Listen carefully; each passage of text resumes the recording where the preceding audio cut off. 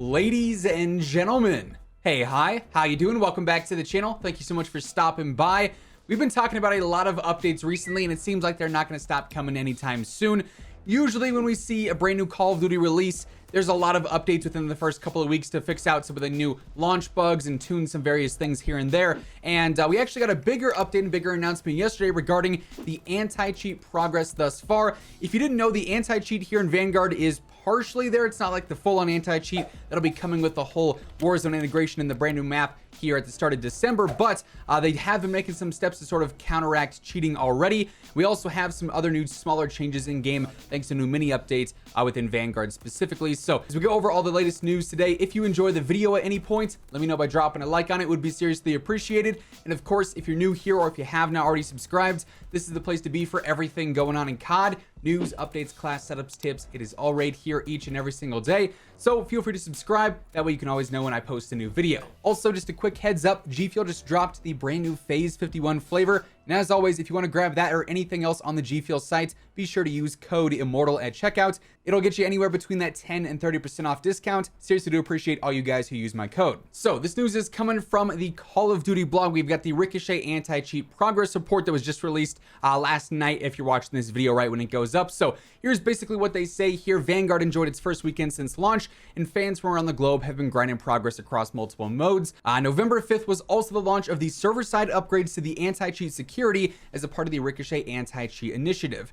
In its first progress report, Ricochet shares updates from Vanguard's release, a change to its security enforcement policy, and the latest updates for Warzone. So like I said, while we don't have the full Ricochet anti-cheat in Warzone or in Vanguard yet, we do have parts of it being implemented already. So post-launch update. The Ricochet anti-cheat team continues to actively monitor Vanguard, issuing bans throughout launch. Additionally, in coordination with Sledgehammer, Ricochet has worked to resolve exploits related to XP earn rates and unlocks.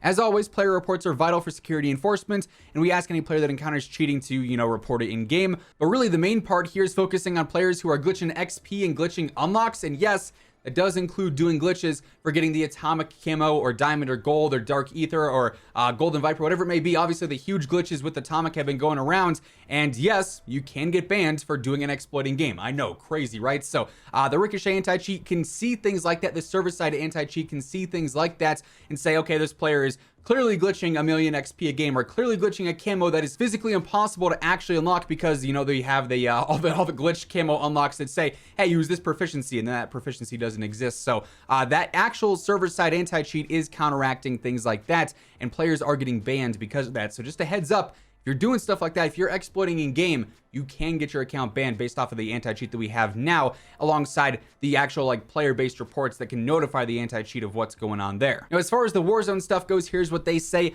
Now less than a month away from the release of the new Warzone Pacific update, we've expanded our enforcement process, resulting in more frequent ban waves that halt game access to cheaters and account resellers. Team Ricochet is preparing for the final arrival of the next phase in the Ricochet anti-cheat system, the new PC kernel level driver, which is the main anti-cheat we're looking forward to. Warzone will be the first title to receive it, launching alongside the Pacific update in December on December 3rd. The kernel level driver, which is one of the elements of the multifaceted Ricochet anti-cheat system, will be added to Vanguard at a later date. So nothing really new here in terms of news, but they are still doing ban waves in the background, even though they don't announce it like they used to always do, because there obviously wasn't news of an anti-cheat back then. Players are still getting banned because of the server side stuff going on there as well. Then they also have a pretty cool update here to the whole enforcement policy.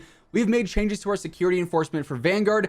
Extreme or repeated violations of the security policy, such as in-game cheating, may result in a permanent suspension of all accounts. This is when you are perma-banned, hardware banned, and additionally, any attempt to hide, disguise, or basically spoof your identity or the identity of your hardware devices is also going to result in a perma suspension. So now they've upgraded things so that you can't spoof hardware if you get banned. That's a big thing cheaters are doing. That's why they always say, if I get banned, I'll just make a new account, because why not be an extra loser, right?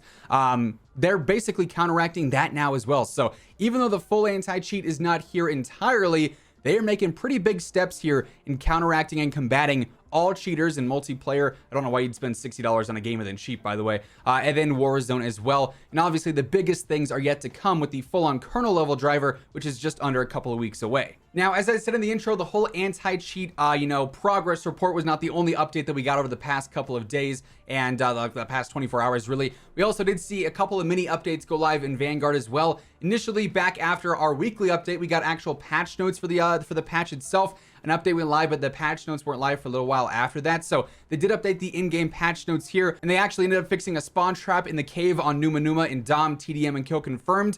They increased the point blank range for sniper challenges and also changed the point blank challenges to those close range challenges, which is so much easier than point blanks. They're pretty much going to happen naturally. If you play one game of DOS House, you're probably going to get like 20 done, if I'm being honest with you. So no more point blanks, and for snipers, that is huge.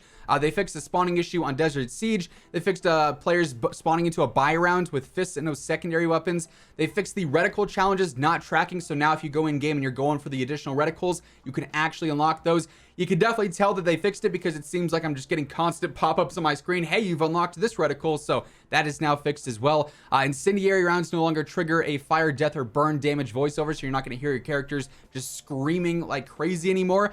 They fixed the Secrets of the Pacific Get 3 Wins challenge in FFA. Then they also fixed a messaging error in Champion Hill about purchasing the bar when the weapon was not purchased, so that was a thing going on as well that they updated. And then, like I said, some of the overlapping patch notes from a little bit earlier on with the whole broken XP display bar in the clan system, then also a rare bug that caused your FOV to actually lock on screen. However, that one still seems to be sort of appearing here and there every so often. And then, if we go ahead and look at the latest message of the day, we can also see that now in-game we have double battle pass XP if you're playing Vanguard multiplayer.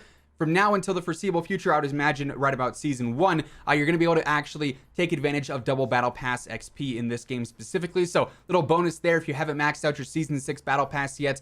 Playing Vanguard specifically is going to help out quite a bit there. Then on top of that, Sledge said that the little 3 gigabyte update that we got the other day actually ended up fixing some PC stability improvements, which is basically just hardware crashes and different bugs like that. Then also the AFK kick timer on Champion Hill was increased, so you can stay AFK for a little while longer without having to worry about being kicked. Kind of a weird update, and I'm not quite sure why it was 3 gigs and had like a forced title update despite not really being anything too major. But that said, that is effectively what ended up changing in the latest mini updates, and then also the new anti-cheat sort of preview and progress report as well. That's going to wrap things up for today. Hopefully you enjoyed the video. If you did, let me know by dropping a like on it. It would be seriously appreciated. And of course, if you're new here or if you have not already subscribed yet, feel free to do so. That way you can always guarantee you are up to date with everything going on in the world of Call of Duty.